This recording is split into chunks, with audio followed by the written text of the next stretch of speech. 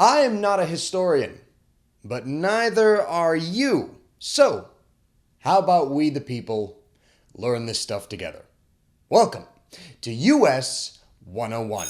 And for today's episode, I would ask all of you to please stand for the duration of the episode, place your hands over your hearts, and remove your ball caps from your heads.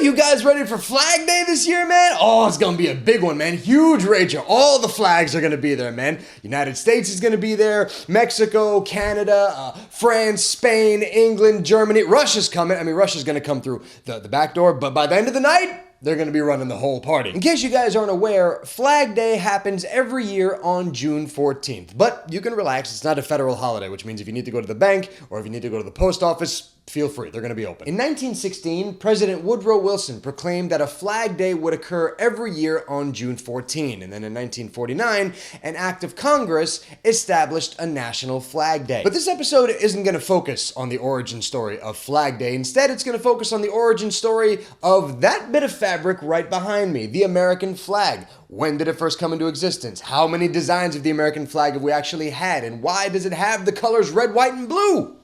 Let's find out. To begin with, one of the earliest flags that was flown by colonists, besides the British flag obviously, was one known as the pine tree flag, which is a white flag with a green pine tree on it and the words "An Appeal to Heaven" written on it. This flag was originally used by the Massachusetts State Navy and it was designed by Washington's Secretary, Colonel Joseph Reed, and the flag was flown on ships that Washington commissioned for the Navy. This flag was also adopted by the colonists as an early symbol of resistance against Britain. Another early flag is a flag that you might be a bit more familiar with, okay? It's called the Gadsden flag, aka the Don't Tread on Me flag, which is a yellow flag with a coiled rattlesnake that's ready to strike with the words "Don't Tread on Me" printed on the bottom. The flag was designed by Christopher Gadsden in 1775 during the American Revolution, and Gadsden actually served as a colonel in the Continental Army. It's said that the flag was first flown on the Alfred, which was one of the ships that made up the Continental Navy, and it was given to the Commander-in-Chief of the Navy, Esek Hopkins,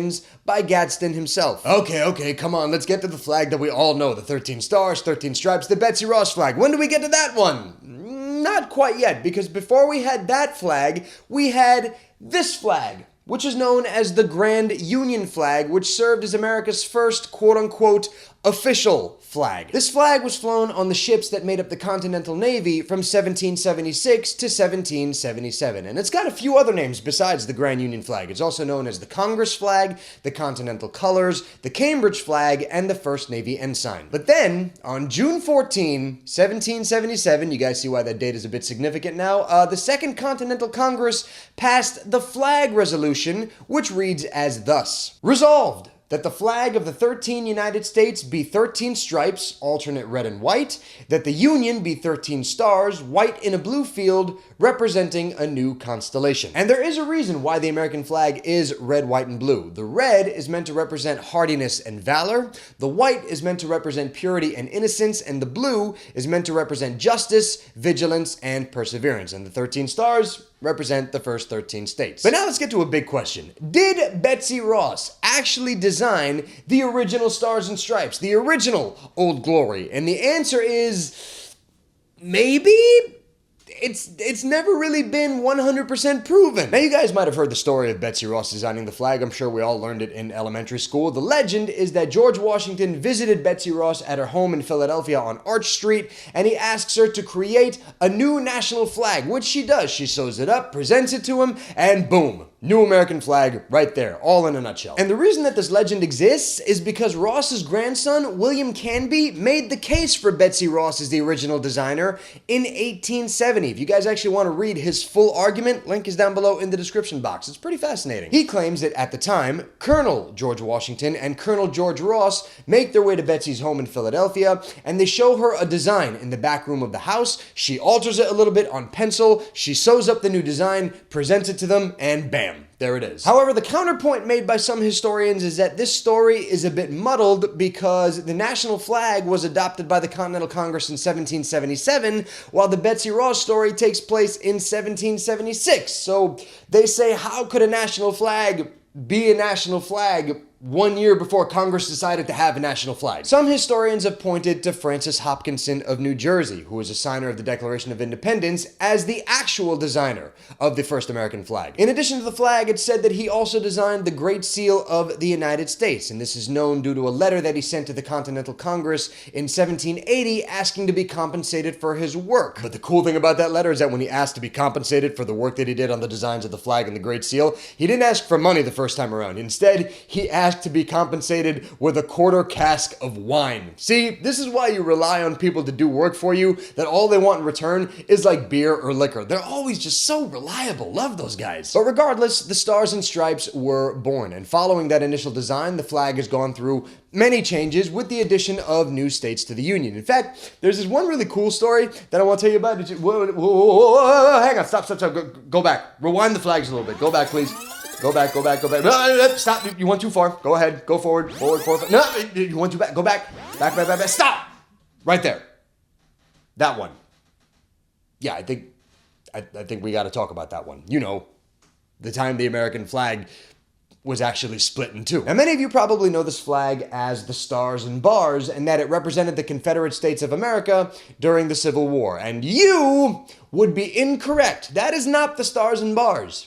This is the Stars and Bars. The first flag of the Confederacy, aka the Stars and Bars, was created in 1861 by the artist Nicola Marshall. Now, as you can see in the blue field, there are 7 stars, which are meant to represent the first 7 states to secede from the Union. And by 1863, that number would grow to 13 stars. But by 1863, a lot of Southerners wanted this design changed because they said it looked too much like the Union flag. So then a second Confederate flag was created, and this one lasted from 1863 to 1865, and it was known as the Stainless Banner. The flag featured what is known as the Southern Cross on a field of white, and this flag was meant to represent, quote, the heaven-ordained supremacy of the white man over the inferior or colored race, end quote. Stupid. Now, the Southern Cross, aka the Stars and Bars that everybody knows today, is a part of the flag's design. And actually, the Southern Cross was a rejected Confederate flag design that was later picked up by the Army of Northern Virginia as their battle flag in 1861. The battle flag made its way onto the second Confederate flag and also appeared on the third Confederate flag, which made its debut in 1865, but only lasted for a few months because a few months after it debuted, the South lost the Civil War. And this flag was known as the Bloodstained Banner because you had the Southern Cross, a field of white, and at the end of it, a red vertical bar. Anyways, following that brief bit of turmoil and confusion, the American flag as we know it came back and again started adding more stars as we started adding more states. Eventually, we would reach 1958 when the United States had 48 states, and this is where we meet Robert G. Heft. Now, Heft in 1958 was a junior in high school, and for a school project, he decided to design a 50-star flag, and for his work, he got the grade of a B-. But later, when Alaska and Hawaii were being considered for statehood, around 1,500 new flag designs were sent to the office of President Dwight D. Eisenhower. And Heft, with the help of his congressman,